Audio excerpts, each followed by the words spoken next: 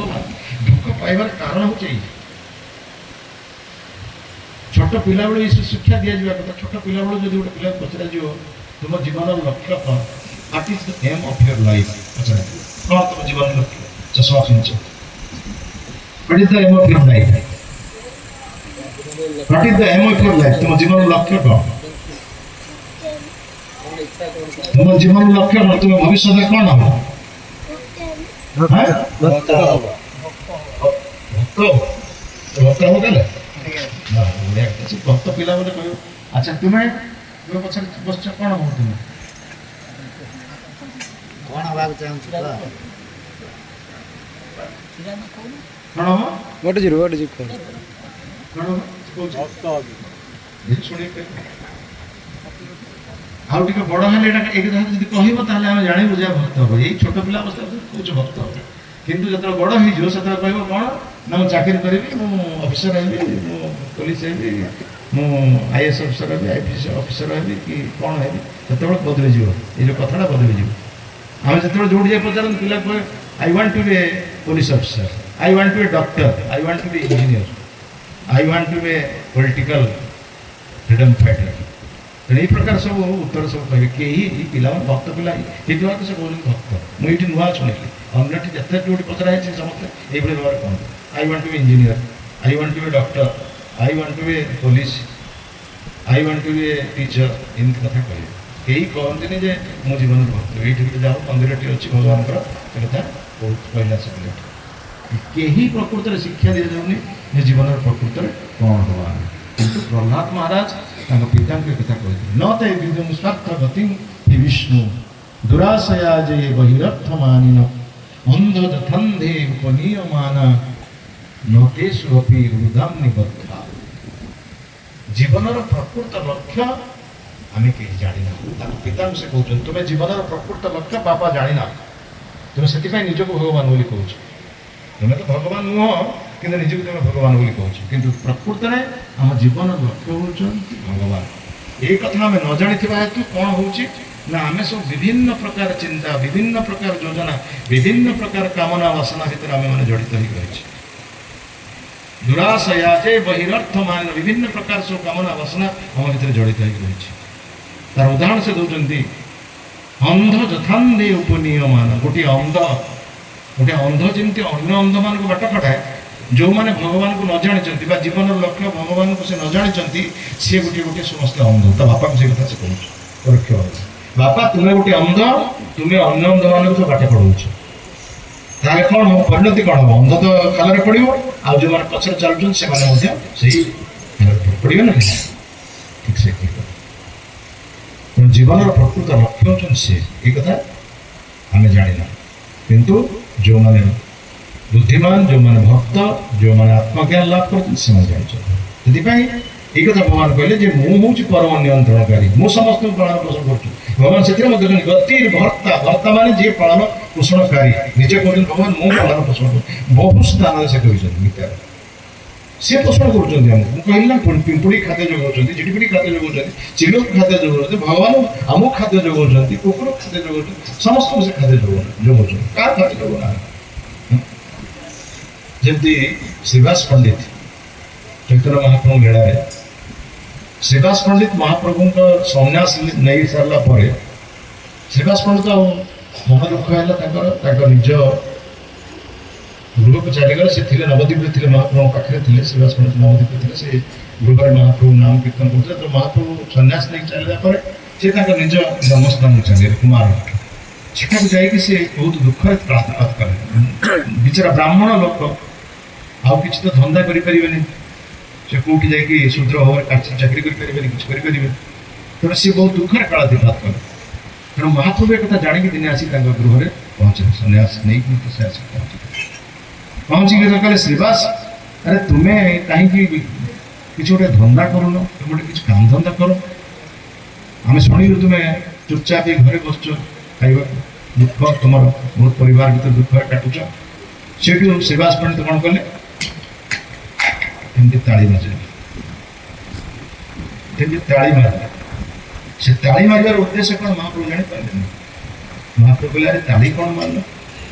ସେଠୁ ସେଠୁ ସେ କହୁଛନ୍ତି ମୁଁ ଗୋଟିଏ ତାଳି ମାରିଲି ଯେ ମୁଁ ପ୍ରଥମ ଦିନ ଭଗବାନଙ୍କର ନାମ ଉଚ୍ଚାରଣ କରିବି ଏବଂ ଅପେକ୍ଷା କରିବି ପ୍ରକୃତରେ ମୋତେ ଭଗବାନ ଖାଦ୍ୟ ଯୋଗାଉଛନ୍ତି କି ନାହିଁ।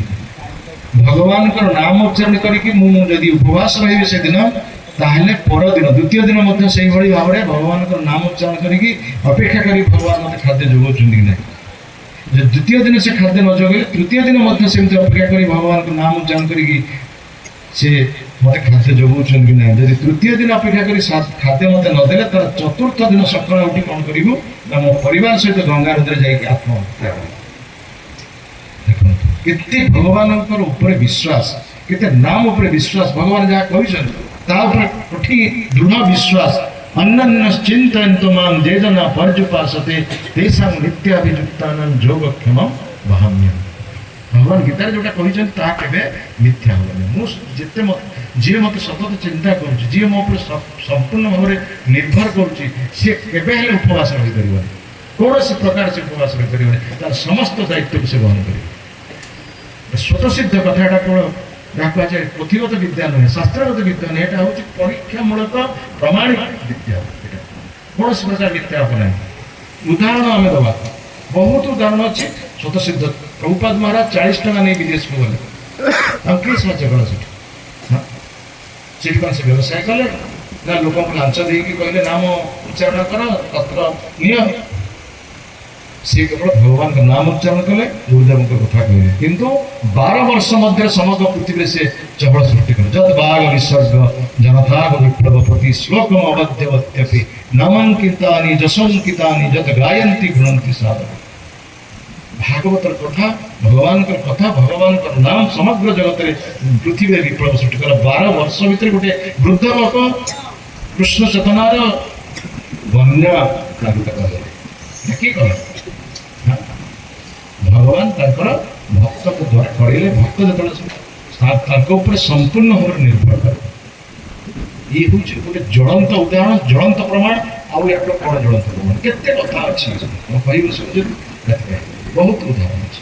କିନ୍ତୁ ତାଙ୍କ ଉପରେ ଆମକୁ ସମ୍ପୂର୍ଣ୍ଣ ଭାବରେ ଭରସା କରିବାକୁ ପଡ଼ିବ। ସେ କହୁଛି ସେଥିପାଇଁ ମୁଁ ହେଉଛି ପରମ ନିୟନ୍ତ୍ରଣକାରୀ ବନ୍ଧୁ, ମୁଁ ପରମ ନିୟନ୍ତ୍ରଣକାରୀ। ତାପରେ ସେ କହୁଛନ୍ତି ମୁଁ ହେଉଛି ମଙ୍ଗଳାକାଂକ୍ଷୀ ବନ୍ଧୁ। ସେ କିଭଳି ତାର ମଙ୍ଗଳାକାଂକ୍ଷୀ ବନ୍ଧୁ? ଆମେ ଯଦି ପ୍ରଥମେ ପ୍ରଶ୍ନ ପଚାରେ ସେ ତାହେଲେ ମଙ୍ଗଳାକାଂକ୍ଷୀ ବନ୍ଧୁ କେମିତି? ଏ କଥା କହିଲେ ହଁ ପରମ ସେ ନିୟନ୍ତ୍ରଣକାରୀ, ସେ ହେଉଛନ୍ତି ଆମର ଶାନ୍ତି, ଆମେ ସେ ହେଉଛନ୍ତି ପରମ ଯଜ୍ଞ କର୍ମ ଫଳ ଉପଭୋଗ କଥା ଆପଣ କହିଲେ ମାନିବେ। ସେ କେମିତି ଆମର ମଙ୍ଗଳାକାଂକ୍ଷୀ ବନ୍ଧୁ ହେବେ?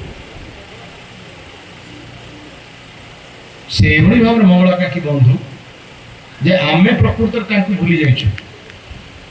ଆମେ ଭୁଲି ଯାଇଥିବା ହେତୁ ଆମେ ମାନେ ଏଇ ଜଗତରେ ଆସିକି ପଡ଼ିଛୁ। ଏଟା ହେଉଛି ଭୁଲିବା ଜଗତ। ମାୟା ଆମକୁ ଭୁଲେଇ ଦେଇଛି। ମାୟା ହେଉଛି ମ୍ରିୟତେ ଅନୟା ଇତି ମାୟା। ଯାହା ପ୍ରକୃତରେ ଠିକ ନୁହେଁ କିନ୍ତୁ ଠିକ ବୋଲି ଜଣାପଡ଼େ ତାକୁ ହେଉଛି ମାୟା କୁହାଯାଏ।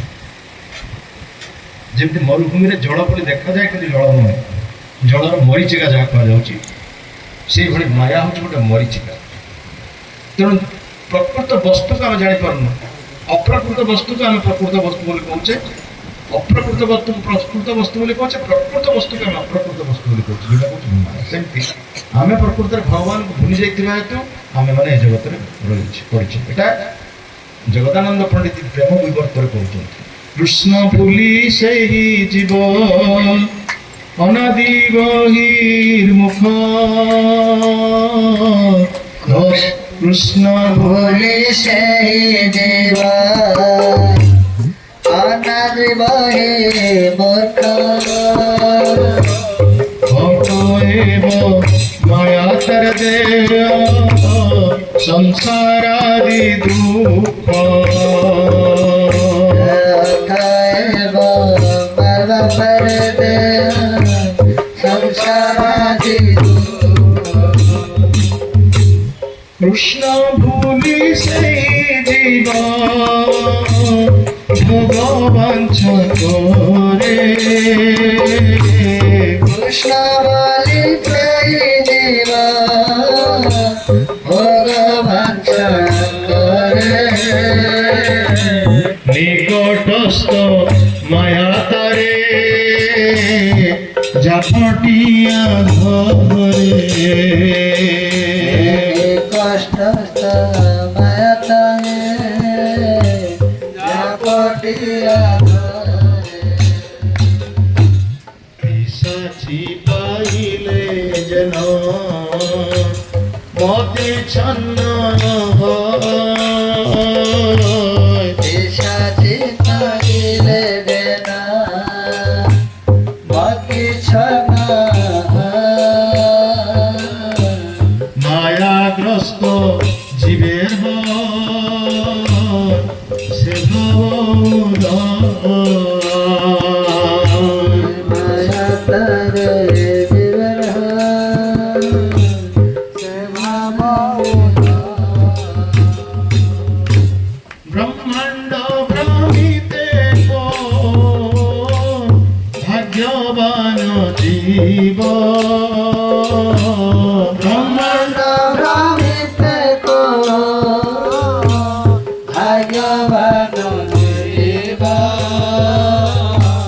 গুরু কৃষ্ণ প্রসাদে পায় ভক্তিলতা বীজ গুরু কৃষ্ণ প্রসাদে পায় ভক্তিলতারি তাতে কৃষ্ণ ভজে করে গুরু রসে মন তাতে কৃষ্ণ ভজে করে গুরু রসে মায়া জাল ছুটে পায় শ্রীকৃষ্ণ চরণ মায়া জাল ছুটে পায় শ্রী কৃষ্ণ চরণ